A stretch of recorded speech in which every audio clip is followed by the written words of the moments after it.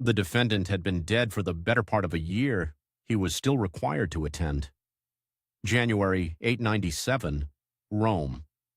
Pope Stephen VI orders the body of his predecessor, Formosus, dug out of its tomb and carried into the Basilica of St. John Lateran to stand trial.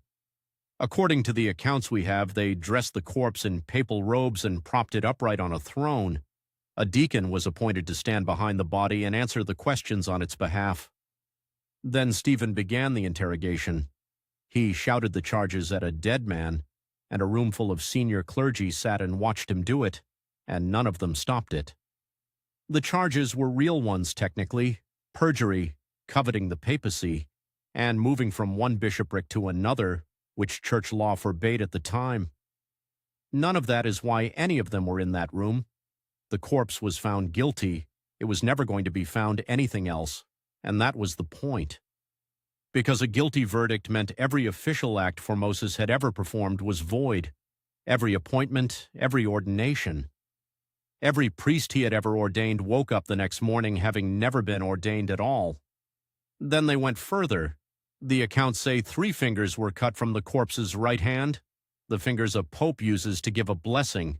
The robes were stripped off, and the body of Pope Formosus was thrown into the Tiber. So why does a pope put a corpse on trial? Politics. Formosus had crowned Arnulf of Carinthia as emperor. The rival faction in Italy, the Spoletans, wanted that coronation undone, and if the man who performed it had never legitimately been pope, then the coronation had never legitimately happened either. Trying a dead man was a way to uncrown a living one. It did not work. Rome was appalled. Within months, the city turned on Stephen. He was seized, stripped of office, thrown in a prison cell, and strangled there. Same year, his successor Theodore reversed the whole thing. The Pope after that, John IX, condemned the synod outright and ordered that its records be burned. Which is the strange part. They burned the acts of the trial.